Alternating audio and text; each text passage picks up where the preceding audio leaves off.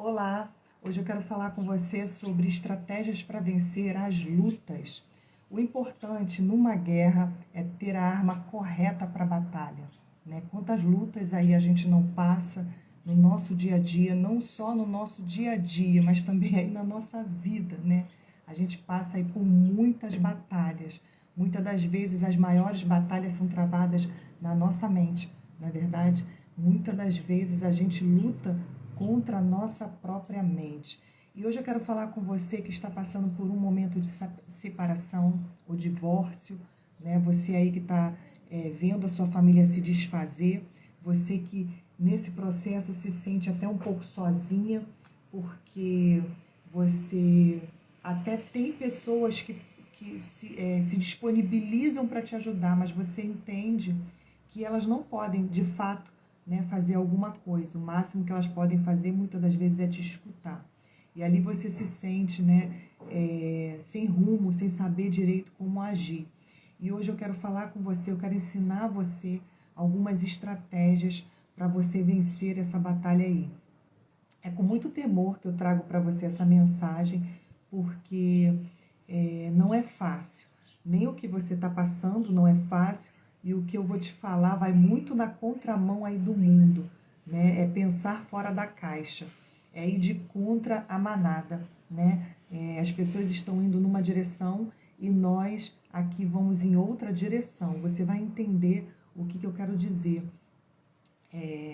O que eu vou ensinar para você vai parecer um pouco até de loucura, né? Aos olhos humanos parece um pouco de loucura, mas são estratégias eficazes. Por quê? Porque são vindas do próprio Deus. E como eu sei disso? São estratégias que o próprio Senhor nos deixou escrito na Bíblia, tá? Em Neemias 9:29 vai dizer assim: cumprir as determinações do Senhor é caminho de vida, né? Caminho para a vida. Então, o que nós entendemos, né? Lembrando que eu sempre falo nós aqui, principalmente porque trabalhamos juntas, eu e a Jaqueline Eulália, então somos duas, né, nesse perfil, e no nosso canal também, eu sou Aroma, e essa live, a princípio, está no Instagram, mas ela vai para o YouTube, para o nosso canal. Então, nós entendemos que cumprir as determinações do Senhor é caminho para a vida, né? Jesus, quando ele veio aqui na Terra e cumpriu o propósito dele, ele nos deixou vida abundante, né? Não só vida eterna, mas vida abundante. A vida abundante é para agora, né? E como que a gente pode lançar mão dessa vida abundante? Como é que nós podemos, né, se apropriar disso que Jesus deixou para a gente, né, como herança?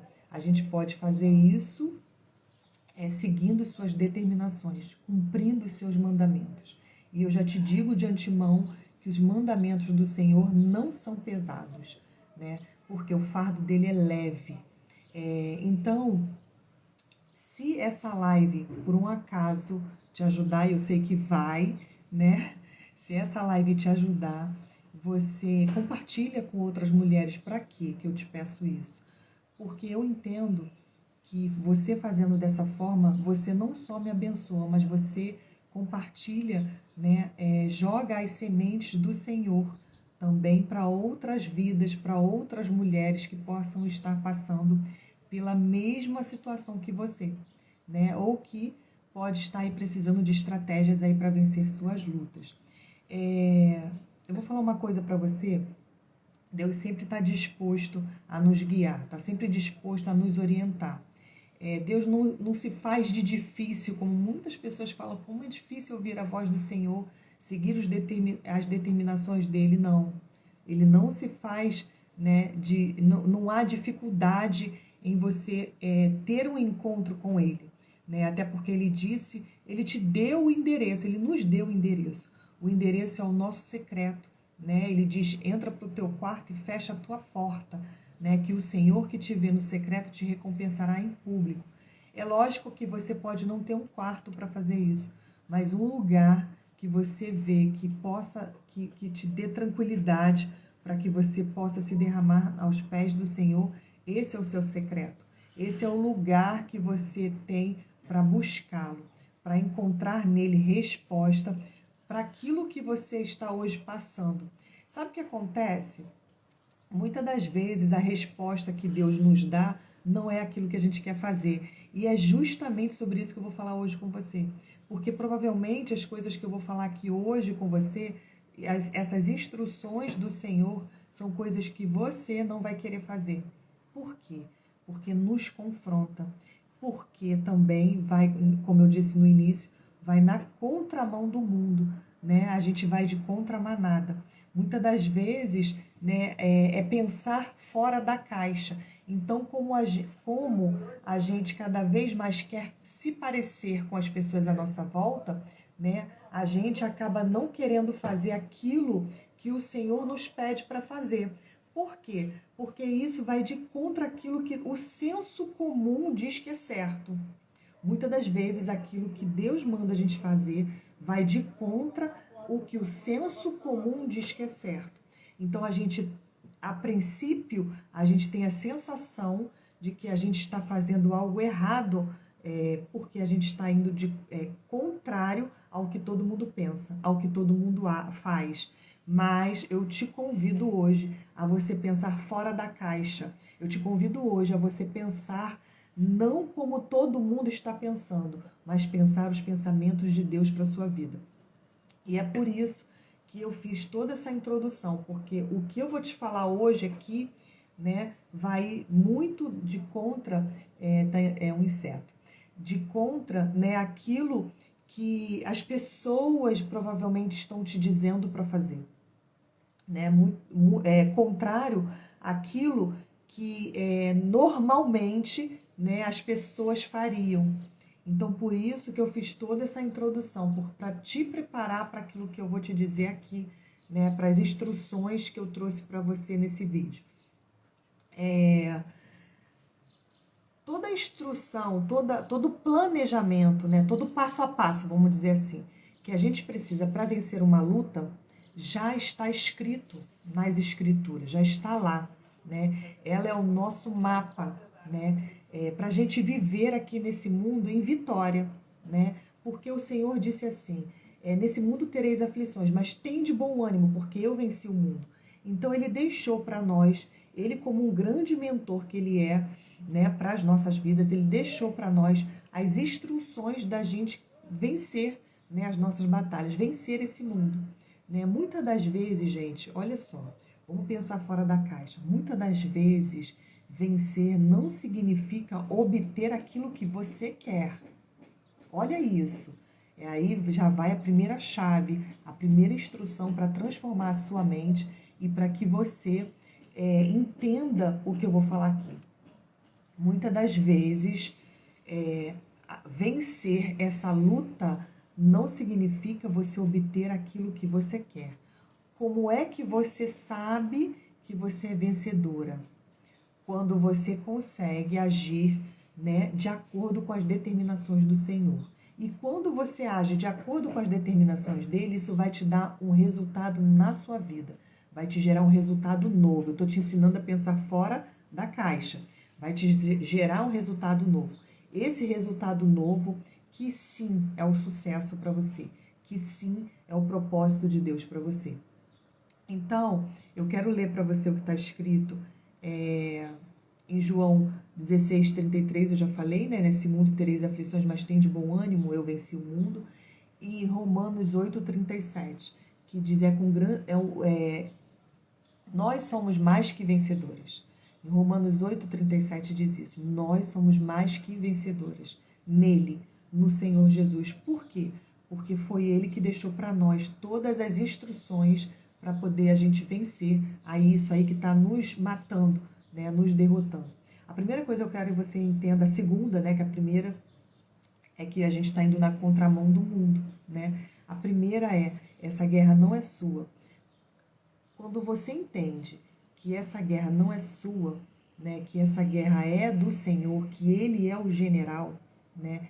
Quando você entende isso, você mais facilmente consegue seguir o plano dele para você vencer essa luta, né? Outra coisa que eu quero que você tenha na sua mente é que parece que é óbvio, né, isso, mas não é. O inimigo, ele não é essa pessoa aí com quem você tem que lutar, essa pessoa aí que está te afrontando. Ele não é o inimigo. O inimigo não são pessoas, né? A gente luta contra principados e potestades. Então, pessoas não são seus inimigos. Então, se você tem um amigo, um parente, um familiar, o seu marido, né, o seu ex-marido, eu não quero falar ex-marido, mesmo em você que está numa situação de separação ou divórcio, que foi, né, as mulheres com quem eu comecei a falar no início da live. Ainda assim, eu não vou falar ex-marido, né? Se Deus deu ele para você, ele é seu. Então, eu vou chamar sempre de marido, mesmo sabendo que você possa estar separada. O seu marido não é o seu inimigo, não é. E a mulher que possa estar com ele hoje também não é sua inimiga. A gente luta, como eu falei com você, contra principados e potestades. Quanto mais cedo você se conscientiza disso, mais você se poupa de sofrer. Por quê? Porque toda vez que a gente aceita, né, uma afronta de alguém, uma humilhação de alguém, que a gente recebe isso para nós, toda vez que a gente aceita isso, a gente sofre muito, né? Como se aquele dardo viesse para a nossa direção, como se viesse para nós. Quando você entende que sua luta não é contra eles, né? Quando você entende quem é realmente seu inimigo e de quem é essa batalha, que essa batalha é do seu Pai Celestial, então você não recebe para você. Você não recebe, você entrega para o Senhor, né? Essa afronta, você entrega para Ele no seu secreto. Você vai para o seu secreto e entrega isso para Ele. Isso aí, gente, já são estratégias, tá? Que eu já estou liberando para você aqui. Então, quando você entende que o seu inimigo é o próprio Satanás, quando você entende que o seu inimigo, né, não são pessoas, mas são principados e potestades, você vai lembrar que na Bíblia está escrito que o inimigo veio para matar. Estava orando a Deus hoje pela manhã sobre isso, pedindo a Deus que abençoasse essas pessoas. Amém. É isso aí. Porque quando você entende que o inimigo ele veio para roubar, né, tudo aquilo que já foi conquistado por Jesus na cruz, veio para roubar a sua alegria, os seus sonhos e matar a sua esperança, ele veio para destruir a sua família, né? Quando você consegue se conscientizar disso tudo, as suas estratégias de guerra serão outras. Serão outras. Você não vai mais brigar com ninguém, você não vai mais... Como diz aqui, né, no Rio de Janeiro, você não vai mais armar barracos, né? Você vai entender que você não precisa disso, que você não precisa mais brigar com as pessoas, mas que você precisa, sim, guardar essa sua energia para colocar no lugar certo da sua estratégia. E eu entendo, eu acredito, que toda vez que a gente segue uma determinação do Senhor, toda vez que a gente opta, né, por viver aquilo que Ele escreveu para nós, e isso significa, né, viver de acordo com o que Ele quer para a nossa vida, eu entendo que a vitória é garantida, é certa. Por quê? Primeiro porque está escrito isso na Bíblia, né? A palavra de Deus nos garante que somos mais que vencedoras. E segundo, né, porque jamais Deus, sendo o nosso Pai, escreveria para nós uma história de derrota. Né? Ele não escreveria, não nos daria um plano em que nós sairíamos derrotada. Olha a importância de você seguir as estratégias do Senhor para a sua vida. Né? Ele vê o futuro, ele sabe o que vai dar certo, ele sabe, né, exatamente o que você precisa fazer para ter o resultado positivo para a sua vida. Então, por que não seguir o que ele está determinando? A gente acaba... por fraqueza mesmo humana, porque somos humanas, gente. A gente acaba fazendo do nosso jeito, né? A gente acaba preferindo fazer do nosso jeito por N fatores. Porque não temos paciência, porque não confiamos, né? Porque queremos ter o controle. E tudo isso o Senhor já sabia que íamos fazer isso. Nada disso faz com que Deus nos abençoe menos. Né? Mas o que acontece? A gente colhe resultados daquilo que a gente está plantando, das nossas ações. Eu quero contar para vocês uma história. Essa história é de uma mulher chamada Ana, né? Esse nome é fictício, né? Eu preservei o nome dessa mulher, mas eu quero contar a história dela aqui, porque eu quero trazer para você quais foram as estratégias que ela usou, né, para vencer aí essa guerra, para lutar essa guerra que ela passou. Essa mulher, ela vivia muito bem no seu casamento, muito bem, né? Ela tinha, o esposo dela era um bom pai, era um bom marido. Ela falou que ela não tinha, quando ela contou essa história para mim, ela disse, eu não tenho queixa dele, eu não tenho que dizer que ele deixava de prover na nossa casa, que ele era um marido ruim, era um pai ruim, eu não posso dizer isso. Mas de um tempo, gente, isso durou, vou falar para vocês, 2 meses, né? Isso que eu vou contar para vocês agora, né? Até o momento que ele tomou uma decisão. Foram 2 meses. Um belo dia, ela começou a perceber que o marido dela não estava bem, estava mais distante, estava mais frio do que ela conhecia. Ela era casada com ele há 10 anos, né? 10 não, meninas, mentira, olha, 19 anos. Casada com ele há 19 anos. Então ela sabia perfeitamente quem ele era. E aí ele começou a mudar as atitudes dele, né? Ele começou a ficar mais frio, começou a ficar mais distante. Ela acreditava que isso era problema no trabalho. Ela nunca imaginou que pudesse ser o fato, né, de que ele estava ali anunciando uma separação, né? E o que aconteceu? A Ana falou que um dia, né, eles acordaram normalmente e ele tirou a aliança do dedo e colocou em cima da mesa e disse a seguinte frase. Essa frase, gente, ficou muito na minha mente. Ele disse a seguinte frase para ela: hoje eu coloco um fim na nossa história. Ele colocou a aliança em cima da mesa e saiu pela porta. Ela diz que ela não teve aviso prévio, né? Ela não teve aviso. Isso foi tudo muito rápido. Isso foi o espaço de 2 meses para ela perceber que ele mudou as atitudes e que ele foi embora.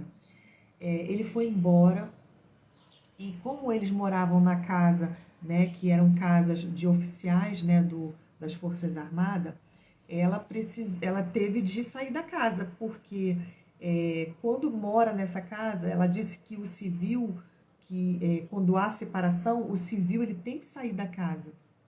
Isso foi ela que me contou. E aí ela teve de sair da casa.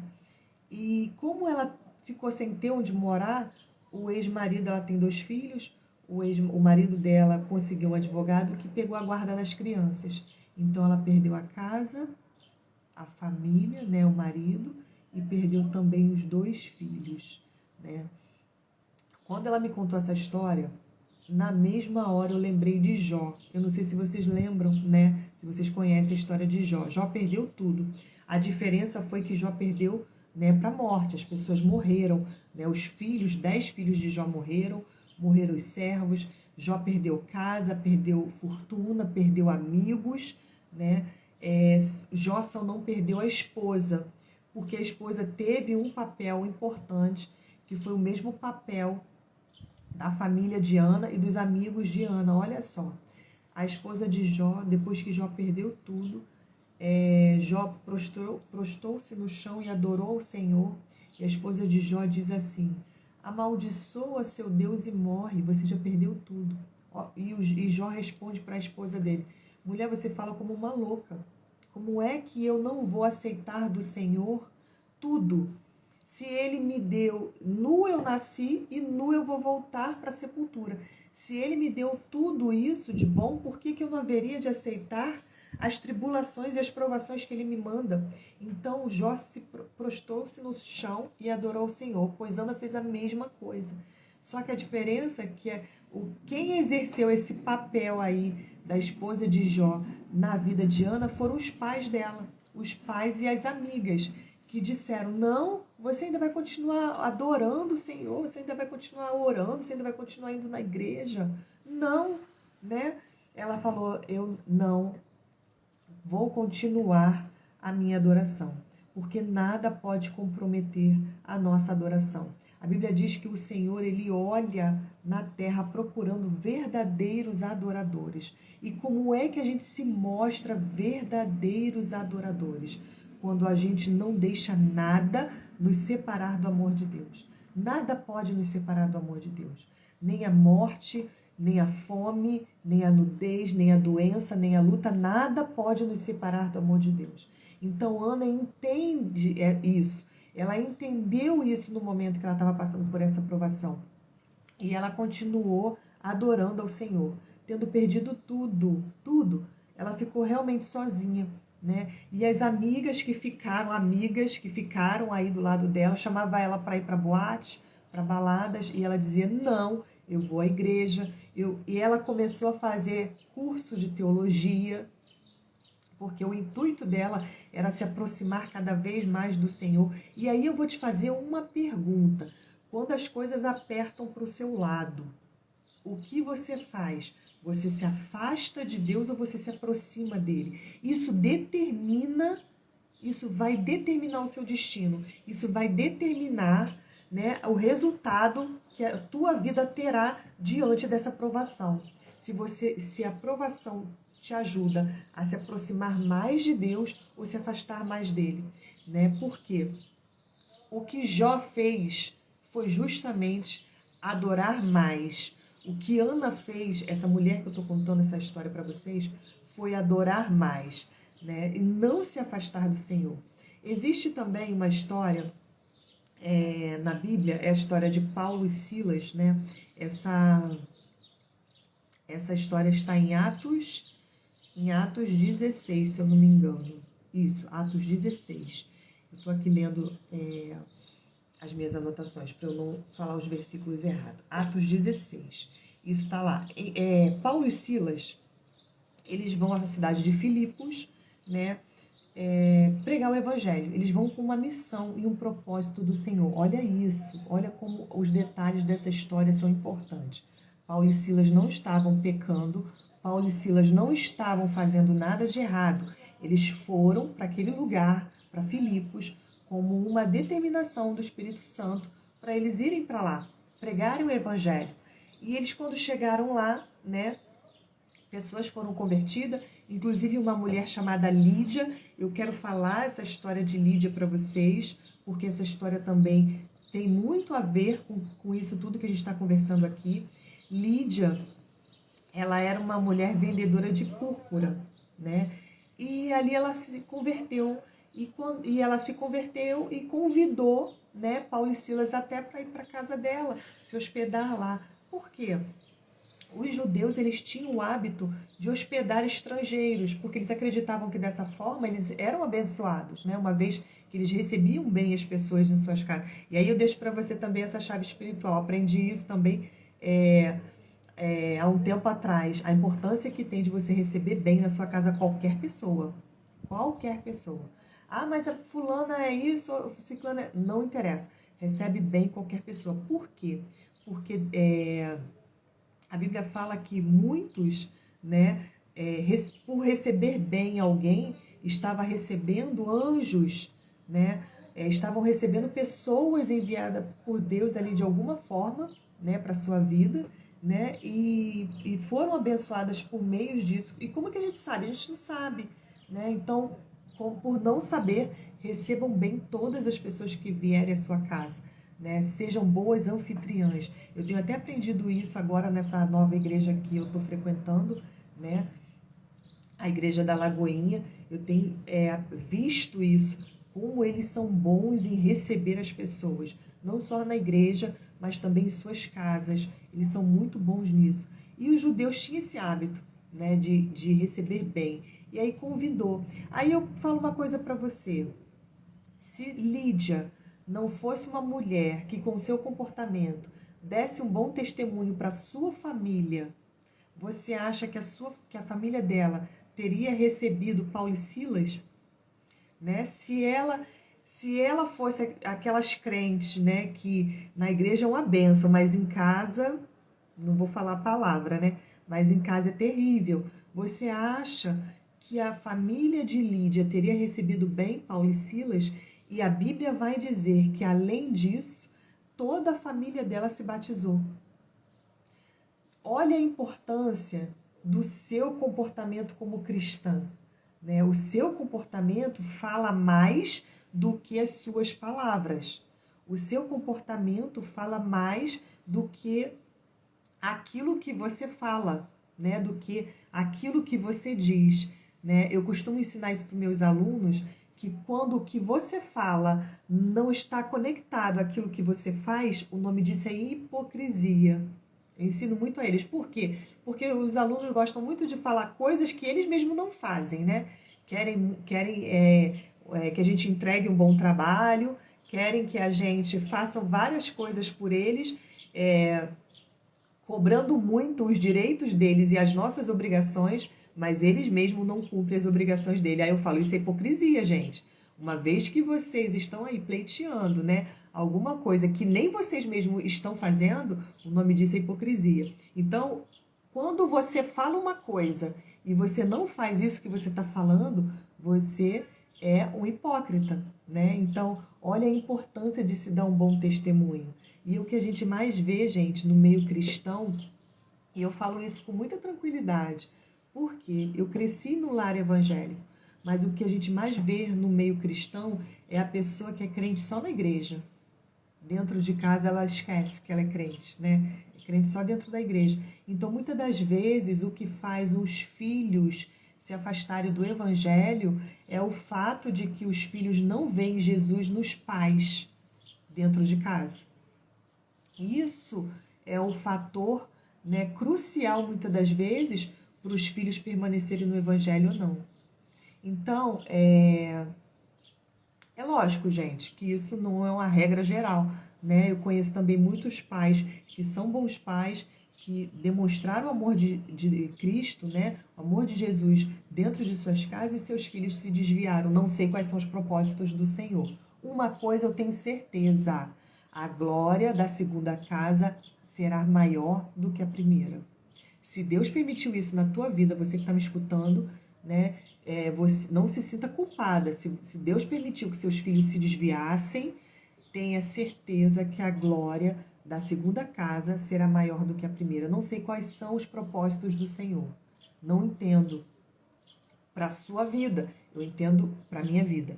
E eu sei que cada vez mais que a gente busca Deus, mais Ele nos dá o entendimento do propósito dele para nós. Então, Lídia levou Paulo e Silas, né, para a casa dela, e outras pessoas lá foram batizadas. Só que nesse percurso, né, em que Paulo e Silas estavam nessa cidade, existia uma jovem ali. Essa jovem, ela era uma jovem que tinha um espírito de adivinhação e ficava atrás de Paulo e Silas dizendo assim: olha aí, esses homens são filhos de Deus, vieram para pregar o evangelho. Ela estava falando também algo que não era mentira, né, que era uma verdade, mas Paulo e Silas sabia que ela estava possuída por um espírito de adivinhação. E como ela fez isso, né, de forma consistente, né, ali atrás deles o tempo inteiro, por onde eles iam, Paulo e Silas acabou por expulsar o demônio da jovem. Só que essa jovem era uma escrava e dava muito dinheiro para os senhores dela, né? Como ela fazia adivinhações, ela ganhava dinheiro com isso. E os senhores dela se beneficiavam disso. E os senhores dela ficaram com raiva, né? Porque a jovem deixou de adivinhar. E o que aconteceu com Paulo e Silas? Esses senhores, esses homens que eram donos, né, dessa jovem, pegou Paulo e Silas, arrastou eles, né?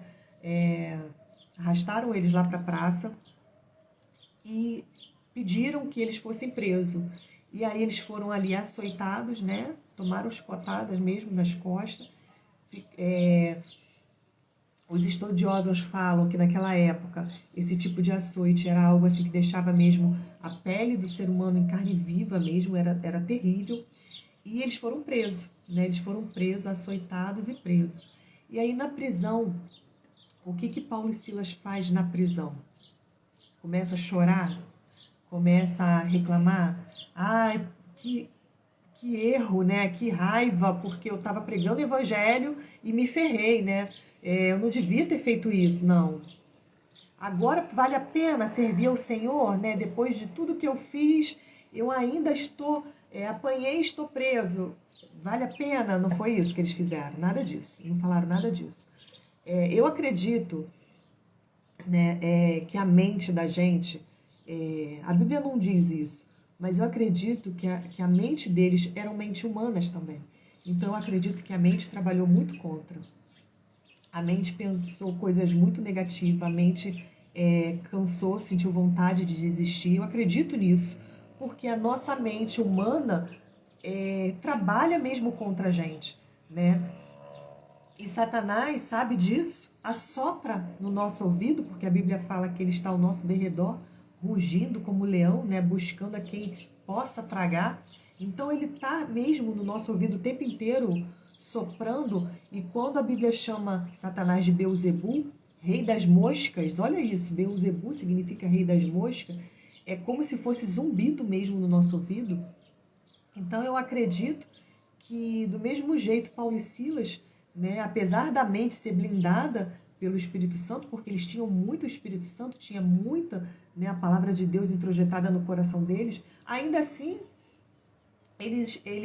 a mente trabalhava contra, né? Assim como trabalha na nossa mente, a nossa mente trabalha contra nós, né? Então eu acredito nisso, que não foi fácil para eles sentir dor por ter feito algo certo, ter sido humilhado, rejeitado, né? Deve ter se sentido abandonado, mas eu amo que Jó fala assim: eu sei que o meu Redentor vive. E aí eu volto para você lá a história de Jó. Jó não estava. Se você lê a história de Jó, em todo momento você vê em Jó angústia. Em todo momento Jó estava também com seu corpo todo machucado, né? Eu entendo hoje que era varíola, né? Pela descrição ali das feridas de Jó, e estava pelo corpo inteiro.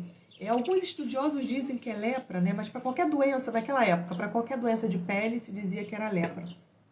E Jó estava muito ferido, e mesmo assim ele disse: eu creio que o meu Redentor vive, e um dia ele se levantará, né, para me ajudar, ele se levantará sobre a terra. Então, olha a diferença, gente, eu quero que você entenda isso também. A fé você não sente, a fé é uma consciência, você saber realmente que Deus não te abandonou, é você saber realmente que o seu Redentor vive, é você saber realmente que ele vai se levantar a teu favor. Mesmo que você não esteja sentindo, você não está vendo, você não está sentindo, mas você sabe, do mesmo jeito que Jó sabia. E Paulo vai dizer aí também, não vou lembrar agora o versículo, mas ele diz assim: eu sei em quem tenho crido. Eu sei, não eu sinto. Eu sei em quem tenho crido, não eu sinto. Por quê? Porque o que a gente sente tem muito a ver com o que a gente pensa e a nossa mente trabalha contra a gente. Então, muitas das vezes, o que a gente vai sentir não tem nada a ver com o que realmente Deus é e o que Deus está fazendo por nós. Então, hoje você pode não estar vendo nada, hoje você pode estar vendo a sua volta, a sua causa e destruição da sua família, destruição aí do seu emprego, destruição aí da vida que você construiu, mas tenha em mente que a glória da segunda casa será... Gente, isso que eu estou falando é bíblico, é a palavra de Deus não muda. A glória da segunda casa será maior do que a primeira. Aguarde no Senhor, espere no Senhor, agarrada nele, entendeu? Agarra nele mesmo, porque só a presença de Deus pode dar a vitória que você quer. A vitória, não que você quer, sabe por quê? Efésios 3:20, aquele que é poderoso para fazer infinitamente mais de tudo aquilo que você está pedindo ou pensando. Sabe como? De acordo com o poder dele que atua em nós. O poder de Deus atua em nós, nos dá autoridade para a gente fazer o que tem que ser feito. E não fazer aquilo que a gente sente vontade, mas fazer aquilo que tem que ser feito. Porque uma vez que a gente faz, direcionada pelo Senhor, aquilo que a gente tem, aquilo que deve ser feito, o que você está pedindo, o que você está pensando é pequeno diante daquilo que Deus vai fazer na sua vida. Mas você precisa estar posicionado e alinhado a Ele. E eu vou te repetir. o posicionamento e o alinhamento nele vai ser contrário ao que o mundo está dizendo para você fazer. Você abre o Instagram, você abre o YouTube, você vê a televisão, o mundo está te falando para fazer coisas que são contrário àquilo que Deus quer que você faça. E você só vai ter vitória no Senhor se você fizer aquilo que o Senhor quer que você faça. É contrário à manada, é pensar fora da caixa. Então esse é o caminho de vida. Esse é o caminho. Deixa eu ver aqui, olhar mais aqui no script se eu perdi alguma coisa. Quero ler para você, né, o que está em 2 Coríntios 10, de 4 a 5. Esse seria, né, o nosso versículo-chave, vamos dizer assim. Porque as armas da nossa milícia não são carnais. Você entende isso? As armas da nossa guerra não são carnais.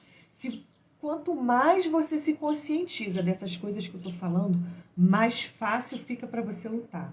As armas não são carnais, então as armas não são fofoca, não são briga, não são intriga, não é revidar, não é você se humilhar na frente de ninguém, não é você discutir com ninguém, não é você falar mal de ninguém. Isso não são as nossas armas.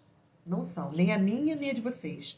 Não são as nossas armas. As nossas armas, as armas da nossa milícia, não são carnais, mas sim poderosas em Deus. Então, quais são as armas que Deus nos deu para lutar? A primeira é a nossa espada, que é a palavra dele. É a primeira. Por isso é importante, eu quero encorajar você hoje. Se você não faz isso, eu quero te encorajar a ler a Bíblia. Toda vez que você lê a Bíblia, que você busca entender do Senhor, menos você será enganada. Quanto mais você mergulhar no Senhor, menos você vai se deixar levar por algum pastor que vai te ensinar algo errado, por alguma doutrina errada, pelas coisas que o mundo fala, mais certeza você vai ter para onde você deve ir. Mais confiança você vai ter de agir. Toda vez que você mergulha na palavra de Deus, mais você se empodera das suas armas, das armas que Deus disponibilizou para você. Porque essas armas são poderosas em Deus para quê? Aí eu vou continuar o versículo. Para a destruição de fortalezas. Então você vai sair de casa, você vai sair aí pela vida destruindo casas, destruindo castelos, destruindo lugares, destruindo pessoas? Não. Por quê? Porque as armas da nossa milícia não são carnais, são poderosas em Deus para destruir fortalezas. Gente, agora pega a chave. Essa fortaleza é aonde? Na mente. A primeira fortaleza mental que a gente destrói são as nossas fortalezas mentais. Conforme a gente vai mergulhando no Senhor, mais a gente vai entendendo e vai vendo quais são as nossas fortalezas mentais. Por isso a palavra de Deus é cura, porque mais ela vai nos confrontando, mais ela vai nos esquadrinhando por dentro, mais ela vai colocando para fora coisas que nem a gente sabia que ainda estava aqui dentro nos movendo, porque a gente só sabe que a gente está sendo movida por uma dor ou por um trauma, não é quando a gente lembra desse trauma ou dessa dor, mas é de acordo com o nosso comportamento diante dos fatos. Diante dos fatos, quais tem sido o nosso comportamento? O nosso comportamento tem sido ditado pelos nossos traumas, pelas nossas dores, pelos nossos bloqueios emocionais. Eu ainda vou trazer para a gente aqui, né, para o nosso estudo, lives falando sobre essas feridas emocionais, né, para ficar claro aqui para vocês, né, o que são essas feridas emocionais e como essas feridas podem, né, modular nossas ações, né, modificar os nossos comportamentos, porque pode. Uma vez que você sofre aí uma rejeição, você pode desencadear, por exemplo, o perfeccionismo. Você sabia disso? Parece nada a ver, né? Olha como é louco isso, né? Parece que tem nada a ver. O que uma rejeição tem a ver com perfeccionismo? Essa pessoa que tem um hábito, né, de ser perfeccionista e aí está sempre procrastinando a entrega de um trabalho, por exemplo, né? Essa pessoa ela pode entender que ela precisa ser perfeita para ela não ser mais rejeitada. Enfim, né? São várias nuances aí que eu dei só um exemplo para que você veja como a ferida emocional ela pode ditar suas ações.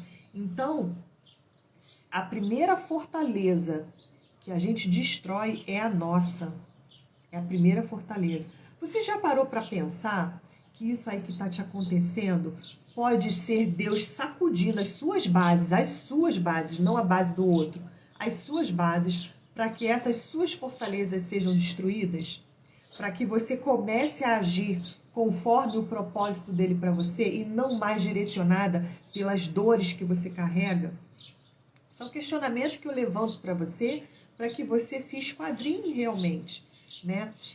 Continuando o versículo, porque vou ler novamente, tá? Porque as armas da nossa milícia não são carnais, mas sim poderosas em Deus para a destruição das fortalezas, destruindo os conselhos e toda altivez que se levanta contra o conhecimento de Deus, e levando cativo todo entendimento à obediência de Cristo. Então, olha isso. Destruição de fortalezas, que eu falei que eram as nossas mesmo, né? Destruindo os conselhos e altivez que se levantam contra o conhecimento de Deus. Conselhos e altivez. Lembra que eu falei para você que quanto mais você mergulha em Deus, mais difícil é você ser enganada? Mais difícil é você aceitar qualquer conselho. Toda vez que você mergulha no Senhor, você consegue mapear quais são os conselhos que não vêm dele e assim você agir conforme aquilo que Deus quer para você. E assim você agir contra esses conselhos e essa altivez que é contrário ao conhecimento de Deus. Gente, o que eu trouxe aqui para vocês tá tudo na contramão, né? Daquelas pessoas que falam que a gente tem que se impor, que a gente tem que se vingar, que a gente tem que parar de passar recibo, né? Que de repente aí tira o trocado, né? De repente aí a gente precisa arrumar outra pessoa, que de repente, enfim, tá tudo na contramão. Você já viu? Tudo que eu falei aqui para você tá na contramão daquilo que as pessoas dizem que a gente tem que fazer. Quando a gente está passando aí por uma afronta, por uma humilhação, por uma injustiça, por um abandono, por uma rejeição, né? Por uma traição. E na traição, então, né? A traição, as pessoas falam que a gente tem que pagar com a mesma moeda, né? Que a gente tem que se vingar. Tudo que eu estou falando para você vai na contramão disso. Mas aí eu te digo que a Bíblia diz: eis que te apresento dois caminhos. Isso está lá em Deuteronômio. Eis que eu te apresento dois caminhos, o de vida e o de morte. Mas eu te digo, pois, escolho de vida. Né? O próprio Senhor fala: eu te apresento dois caminhos, mas eu te aconselho a seguir o caminho de vida. E qual é o caminho de vida? A própria palavra dele, o próprio mandamento dele. Porque aí eu vou voltar para você o que eu comecei lá na live em Neemias 9:29. Cumprir as determinações do Senhor é o caminho para a vida. Então, toda vez que você vai optar por cumprir as determinações do Senhor, é caminho para a vida. É caminho para que você tenha vida abundante. É caminho para que você restaure tudo aí que foi quebrado para você. É caminho para que a glória da segunda casa seja maior do que a primeira. Lembra que as armas da sua milícia, da nossa milícia, não são carnais, mas sim poderosas em Deus. Então, utiliza o plano dele, porque a vitória é certa. Ele disse que nele somos mais que vencedoras. Gente, se a gente acredita, se nós acreditamos que a palavra de Deus é verdade, se nós acreditamos que Deus é nosso Pai, se nós acreditamos que Ele luta as nossas guerras, Não tem como a gente agir contrário ao que ele fala para a gente fazer. Imagina, e eu vou fechar a minha live com essa analogia, imagina você, né, que deve ter um filho, que deve ter filhos.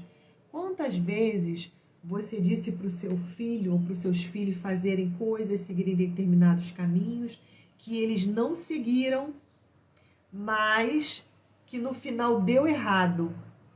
O que acontece ali? Por que a gente, né? Eu sou mãe também, eu tenho uma filha, e muitas das vezes eu falo para minha filha, não faz isso, faz dessa forma. Por quê? Porque a gente já tem sabedoria e conhecimento da nossa vivência, a gente já passou por aquilo, né? Então a gente já tem aquela experiência. Então a gente passa para o nosso filho o melhor que a gente tem, né? O nosso melhor conhecimento, né? A gente passa isso para ele. Agora, é escolha dele seguir o que a gente fala ou não. Normalmente, quando ele não segue, né? Quando os filhos não seguem, eu falo isso pra minha filha, quando não segue, geralmente dá ruim, né? Dá errado. A mesma coisa, tu imagina, né? Se Deus é nosso Pai, você imagina isso. Ele é nosso Pai, Ele escreveu a nossa história, Ele conhece o futuro, Ele conhece as pessoas com quem você está lidando, mais que você mesma. Porque ele está ouvindo coisas que nem você está ouvindo. Ele está sondando corações, ele está pisando em lugares que nós não temos condições de pisar, que é o coração humano. Deus está agora sondando o coração aí das pessoas, né, que te rodeia, que está envolvida na sua história. Ele sabe o que move essa pessoa. A gente não sabe, né? Nós não sabemos. Então, por que que a gente acaba não seguindo as determinações do Senhor? A gente, no fim, faz como os nossos filhos, né, fazem com a gente. A gente, no fim, acaba, né, optando por fazer o que a gente quer, a nossa vontade. E por que a gente faz isso? Pelos fatores que eu falei para você no início. Pela necessidade que nós temos de controle, por não confiar, por querer fazer mesmo do nosso gosto, porque acreditamos que o nosso jeito é o melhor. É a mesma coisa são os nossos filhos. Nos desobedecem por isso. Então eu quero encorajar você hoje. Parece loucura aos olhos do mundo, mas o Senhor fala que a sabedoria de Deus é loucura, né, para aqueles que estão se perdendo. Parece loucura. Eu vou te falar que quando eu ouvi esse testemunho, eu estava numa mesa, né, com outras mulheres cristãs. Você acredita que muitas delas, ao olhar para essa mulher contando esse testemunho, né, olhavam com um olhar assim, tipo assim, ai, não faria isso não. Ih, não faria, entendeu? Olhava para ela dessa maneira. Então, o que eu quero dizer para você, que até no meio cristão, você tem que ter cuidado com os conselhos que você escuta. Olha a importância de que cada vez mais você precisa mergulhar no Senhor. Cada vez mais você precisa ler a Bíblia. E se isso hoje para você é chato, é um fardo, é cansativo, pede a Deus que crie em você, crie no seu coração o desejo por conhecer o Senhor. Porque a Bíblia diz que dele vem o querer e o efetuar. Então, se dele vem o querer e o efetuar, eu digo a você, peça a ele isso. Eu vou te contar um breve testemunho meu, né, sobre ler a Bíblia. Eu sou professora, eu sou formada em letras, né, eu ensino literatura e língua portuguesa para o ensino médio. Hoje eu trabalho com ensino médio. E eu sempre gostei muito de ler.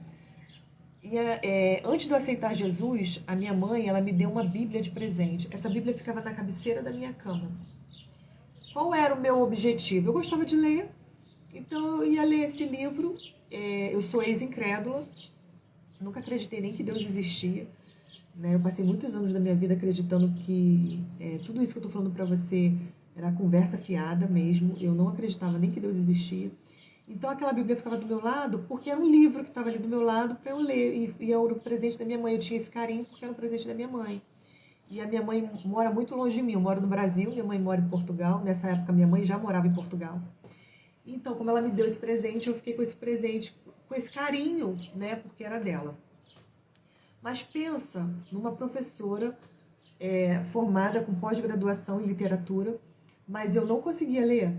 toda vez que eu abri, aquilo não fazia sentido para mim, para começar, não fazia sentido algum. Eu não conseguia entender o que estava escrito ali.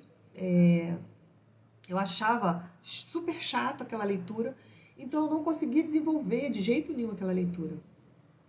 Um dia, passaram anos disso, né?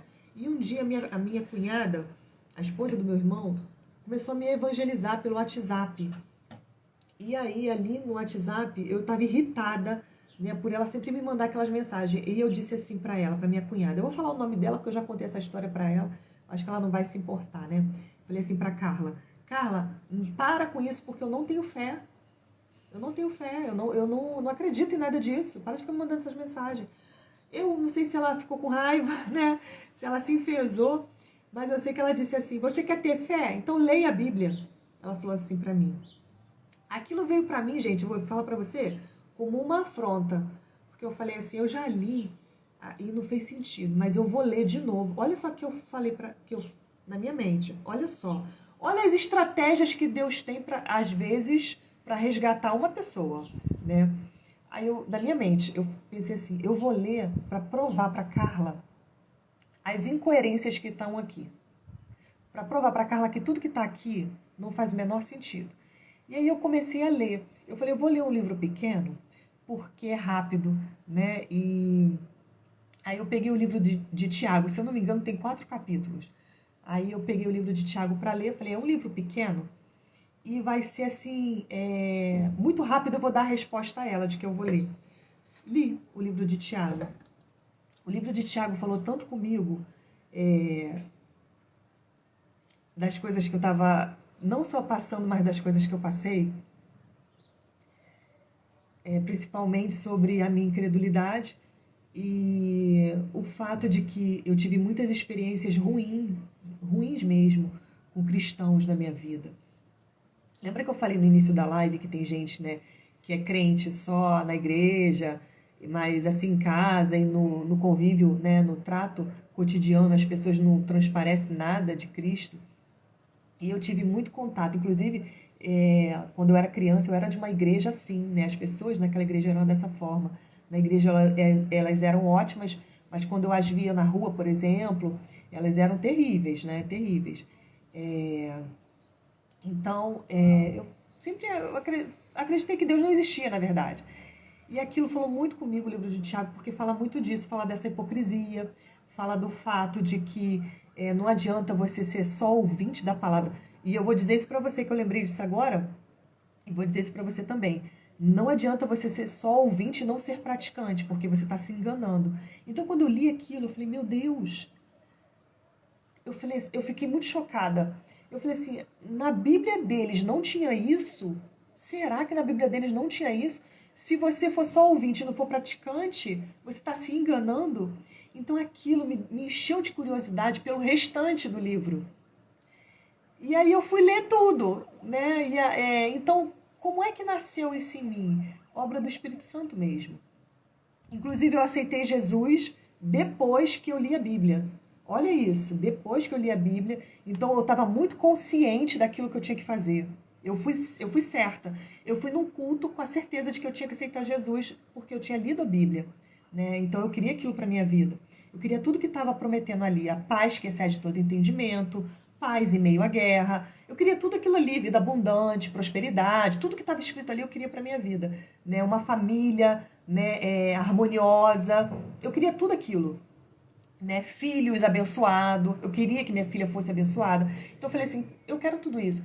Então eu tive muita certeza do que eu tinha que fazer. Então, engraçado que eu aceitei Jesus, passaram-se anos, eu li a Bíblia toda. Passaram-se alguns anos, né? Alguns anos não, que eu aceitei Jesus em 22 de dezembro de 2018. Passaram-se aí uns 2 anos, aí quando eu fui a Portugal, eu encontrei a minha cunhada, eu falei assim, você lembra daquilo? Olha, gente, eu acho que era para eu contar mesmo essa história para vocês. Aí eu cheguei em Portugal e falei assim, Carla, você lembra que você me mandava as evangelizações e que teve uma vez que você disse para eu ler a Bíblia? Eu fui ler. E depois que eu li, que eu aceitei Jesus. Aí ela falou assim, sério? Eu falei, sério. Ela, você não sabe, o jeito dela português, que ela fala com sotaque português, né? Ela falou, você não sabe o que aconteceu depois. Depois que eu te mandei aquela mensagem para você ler a Bíblia, o Espírito Santo disse, não manda mais. Não manda mais mensagem para ela. E eu entendi que você não precisava mais de mensagem. Eu falei, pois é, Carla. Eu comecei a ler a Bíblia, aceitei Jesus e essa foi a minha trajetória. Eu esqueci de te contar que foi por causa daquele seu desafio, que eu senti como se fosse um desafio para mim, né? Que eu aceitei Jesus. Então, assim, depois que eu entendi que eu precisava mergulhar nessas verdades, blindar minha mente com essas verdades para eu levar a minha vida realmente transformou. Tudo é outro hoje, tudo é novo, tudo é novo. Até o meu casamento, tudo é novo. Então, eu quero encorajar você a ler a Bíblia, mesmo que você ache chato. Do mesmo jeito que Deus deu em mim o desejo, e eu sempre fui muito leitora. Mas por que a Bíblia eu não gostava de ler? Né? É espiritual, gente. Simples assim, é espiritual. Não tem como. Deus que quer ter um relacionamento contigo, ele não encheu o seu coração de desejo pela leitura, de desejo por conhecê-lo. Por quê? Porque Jesus é o verbo. Olha isso que eu vou te explicar agora. Jesus é o verbo que se fez carne. Ou seja, Jesus é a palavra de Deus personificada, encarnada. É doido isso para nosso entendimento. É loucura. Eu sei explicar, eu entendo, mas eu ainda acho assim, fé, acreditar nisso é fé. Porque é doido isso, né? Um ser humano, né, que veio na Terra, que foi mandado por Deus, era filho dele, veio direto dele, e que na verdade era a palavra dele ali encarnada, personificada. É doido isso, né? Mas é aí que é a fé. E eu volto a dizer a você o que eu já disse no início da live. Agradou a Deus salvar os que creram na loucura da pregação. O conhecimento, a sabedoria de Deus é loucura para o mundo, né? A Bíblia fala isso. Então é fé, é crer mesmo. Então eu quero, depois dessa live, encorajar você, né, a fazer a sua leitura. Pega um livro de cada vez. Ah, que livro, Patrícia, que livro você me indica começar a ler? Pede a Deus, né, que te guie. Sabe por quê? Ninguém disse que eu tinha que começar pelo livro de Tiago. Ninguém disse isso. Eu achei que foram estratégias minhas, né? Eu achei que veio da minha mente isso. Vou ler o livro menor de todos. Eu achei que veio da minha mente. E Tiago nem é o livro menor. Você vai ver 1 João, 2 João, o livro de Judas ainda é menor ainda. Mas era o livro de Tiago que eu precisava naquele momento. Que precisava para tirar as vendas dos meus olhos. Então, assim, não tem como eu levianamente dizer a você, começa por Tiago, começa por Salmos. Salmos é uma leitura fácil. Eu tentei ler Salmos antes de... Lembra? Minha mãe me deu a Bíblia. E então eu tentava ler aquilo, não fazia sentido para mim. Nada ali que estava ali fazia sentido. Então, assim, hoje não. Hoje eu leio um salmo e é um bálsamo para minha alma. Hoje faz todo sentido. Mas eu precisei desenvolver em Deus essa visão espiritual.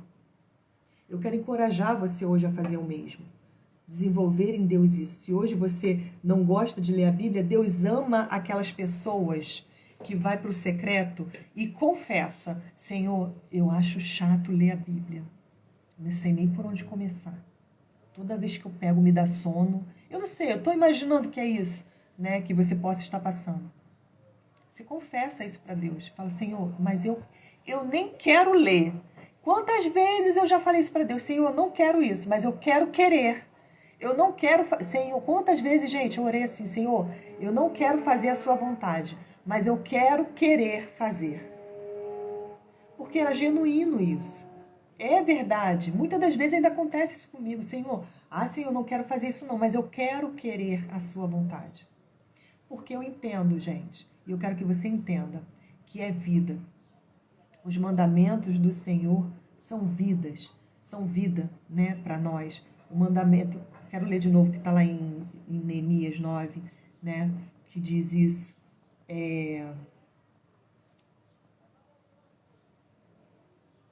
Peraí, gente, peraí. Achei Neemias 9, 29. Cumprir as determinações do Senhor é caminho para a vida. Eu quero te encorajar hoje a você ser uma leitora aí da palavra de Deus, para que você saiba o que fazer. Toda vez que vier alguma dificuldade na sua vida, você saiba como sair dela, não pelo seu caminho, mas pelo caminho de Deus. E aí você vai cada vez mais se aproximando do seu destino em Deus, daquilo que Ele desenhou para a tua vida. Toda vez que você toma uma atitude embasada naquilo que Deus quer para você, mais você se aproxima do seu propósito. É isso. A gente até passou, tá? 1h04, não sei como o Instagram não derrubou aqui. Essa live agora vai para o YouTube. Se você puder compartilhar aí com alguém que Deus tocar no seu coração, faça isso para que mais vidas sejam alcançadas e abençoadas com esse ensinamento. É isso, pessoal. Um beijo grande. Tchau, tchau.